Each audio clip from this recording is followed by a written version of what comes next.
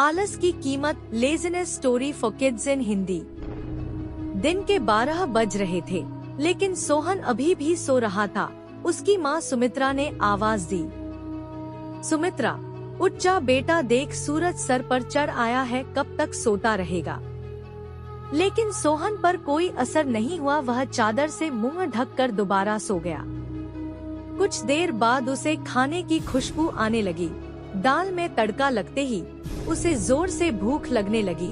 सोहन उठा और सीधा माँ के पास रसोई में पहुँच गया। सोहन, माँ क्या बनाया है? सुमित्रा, पहले जाकर नहा, फिर आना रसोई में, दाल चावल बनाए हैं।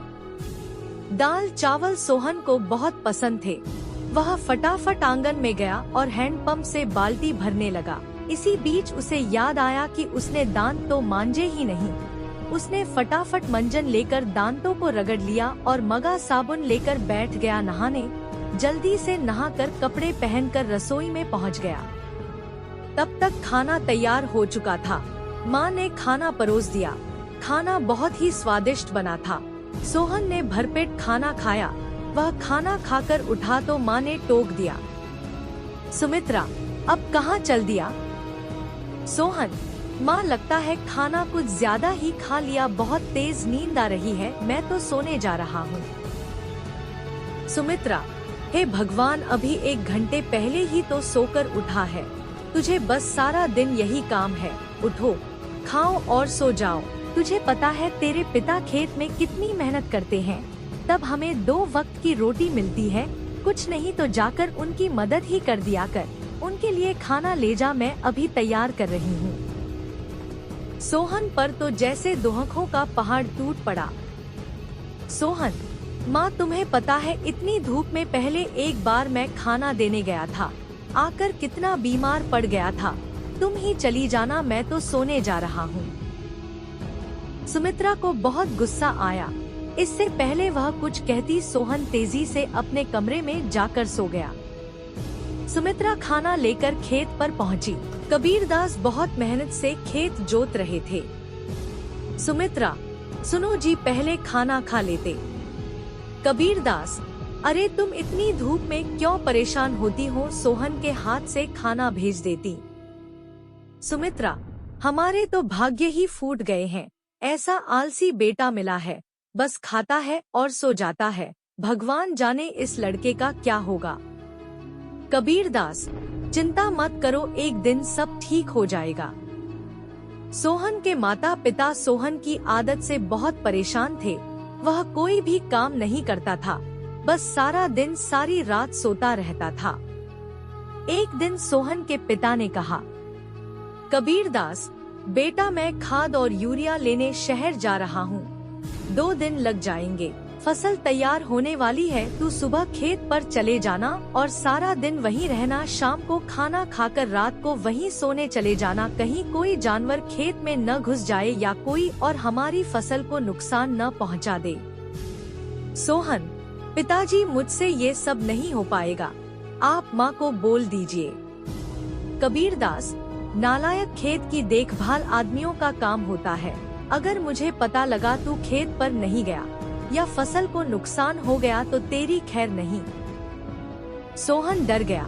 वह पिता के जाने के बाद माँ से बोला, सोहन, माँ सुबह जगा देना, नहीं तो पता नहीं पिताजी क्या करेंगे। सुमित्रा मोहन को सुबह 4 बजे जगा देती है। सोहन हाथ में फावड़ा लेकर खेत में पहुँच जाता है।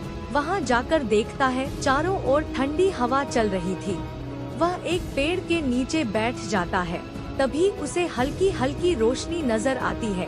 पूरा खेत लाल रोशनी से भर जाता है। सोहन ने यह सब पहली बार देखा था। वह आश्चर्य से सब देखता रहा। कुछ ही देर में सूरज उगने लगा। यह देखकर सोहन को बहुत आश्चर्य हुआ। कुछ ही देर में सभी गांव वाले खेत में काम करने आ गए।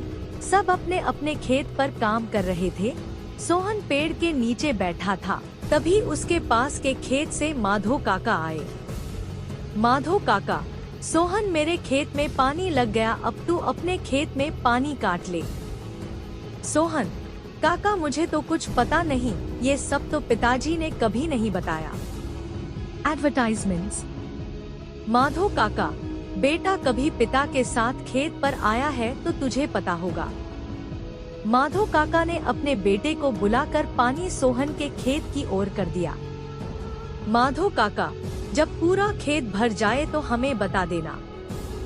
सोहन बैठकर देखता रहा, लेकिन सुबह जल्दी उठने के कारण उसे नींद आ गई। खेत में पानी बहुत ज्यादा भर गया। तभी माधो काका दौड़ते हुए आए। माधो काका, नालायक, यहाँ सोने आया था। अपने पिता की सारी मेहनत बर्बाद कर दी, सारी फसल नष्ट हो गई। सोहन हड़बड़ा कर उठा। उसका खेत पानी से लबालब भरा हुआ था। माधो काका ने जल्दी से पानी दूसरी ओर काटा, लेकिन तब तक बहुत देर हो चुकी थी। लगभग आधी फसल खराब हो चुकी थी। सोहन काका, अब कुछ नहीं हो सकता क्या? माधो काका, नहीं बेटा, तैयार फसल का ध्यान बच्चे की तरह रखना पड़ता है। समय से पानी देना, खाद देना, जानवरों से बचाना, इसीलिए हम दिन रात खेत पर रहते हैं। अब तो भगवान ही मालिक है। सोहन पेड़ के नीचे बैठा रोता रहा। दोपहर को सुमित्रा खाना लेकर आई। उसे सब पता लगा तो उसने भी सोहन को बहुत डांटा।